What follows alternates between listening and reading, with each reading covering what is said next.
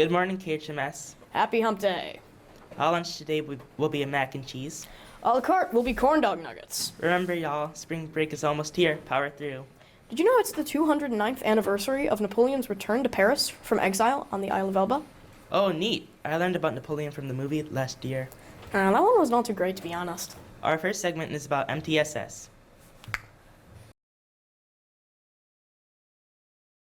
Who am I here with today?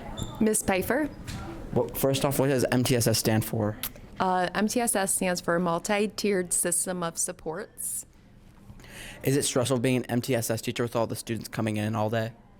I wouldn't say it's stressful, but it can get a little crazy, but it's, I think, a good, productive kind of crazy. Do you enjoy being an MTSS teacher? I do. I enjoy it a lot. I like working with both teams and all the students. Why did you choose to be an MTSS teacher in the first place?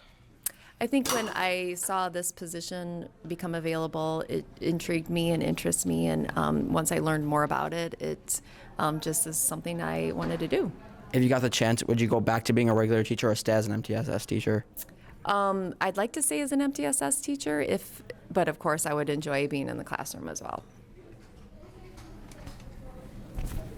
Well, that sure was interesting. Now, Coco, I believe you have a segment to host by popular demand. Let's just get it over with.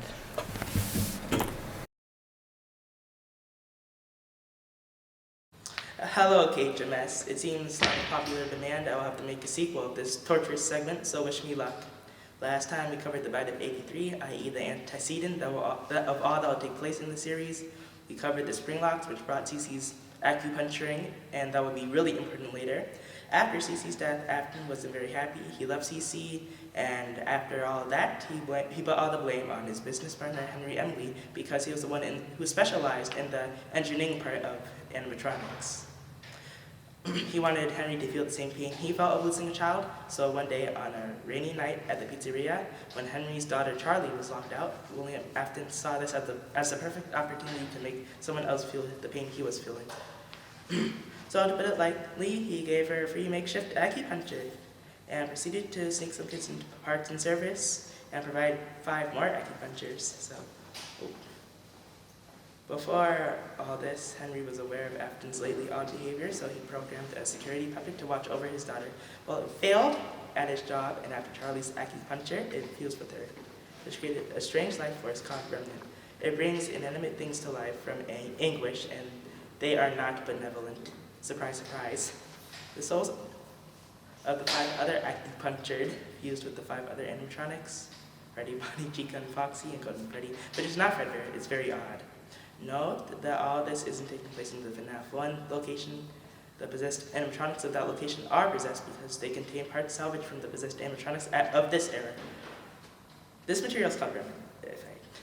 After William served all of his acupuncture clients with the gift of eternal stillness and relaxation, he had to deal with some familial issues. After his youngest child, Cece's brutal decompressing session, the Afton home has not been very peaceful. William took out all of his anger on Michael specifically, the older brother that shoved his brother's head into the Fredbear in the first place. If that refreshes your mind. His wife left him due to the distance from his family as he spent hours behind his office walls instead of parenting. He relied on mental projections of mutated animatronics to keep his kids in line. From the books, many thinks these images are caused by hallucinogenic gases. He can control the whim. Other thinks it's a specific sound frequency. Okay, the start of the paragraph? Yeah. Well, whatever mind-controlling method Afton chose caused the events of FNAF 4. The nightmare animatronics are hallucinations made by William to torment Michael after his past actions. Meanwhile, at a sister location, yet to be launched called Circus Baby's Pizza World, William created a ski. He's loved the thrill of child acupuncturing, so with his growing knowledge of engineering, he founded Afton Robotics and streamlined his messy work, creating animatronics specifically made to deliver them, titled the Funtime Animatronics, the main animatronic being Circus Baby, who's modeled after his own daughter, Elizabeth. Fredbear's Family Diner was closed shortly after the bite of 83, and Circus Baby's Pizza World sprung up in its place in 1986. and Elizabeth was naturally interested to see what this animatronic was like herself.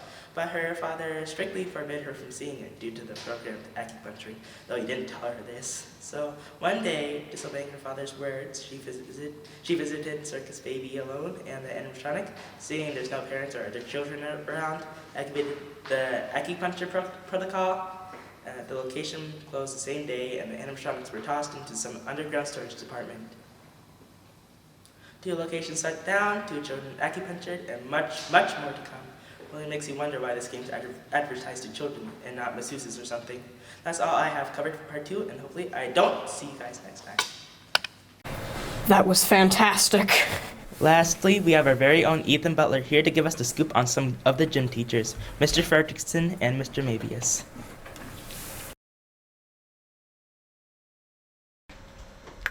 Hello, folks. I'm going to be discussing Javier Milei, the new president of Argentina. To start, I'll give some brief history, talk about Milei's campaign, and then his latest actions as president. I'll also show you some pictures of his 5 clone dogs at the end if you stick around. This is Argentina, a South American nation that was originally a Spanish colony. It gained its independence in the early 1800s during the Napoleonic Wars. After some expansion into Patagonian tribal lands and some wars with Brazil, it became a regional power despite a struggling economy.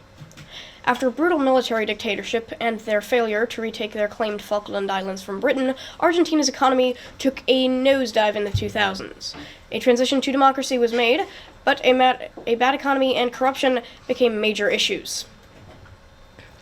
Milei was a small government official in the years leading up to the election, known for his support for a governmental type known as anarcho-capitalism, promoting personal freedom from the government, cutting bureaucracy, and removing government regulations on business. He ran for president with these concepts turned into one image, that of a chainsaw. He also dressed up as a superhero to promote libertarianism. Yeah. Due to bad economic conditions in Argentina in the past 2 decades, the people were willing to try anything. And with his victory in the election, Milei was inaugurated on December 10th, 2023. So far, he has cut 68% of the government's budget in Argentina, and he has led to the first month in almost a decade where Argentina's international debt has shrunk. With an incredibly high approval rating, his citizens await what he might do next.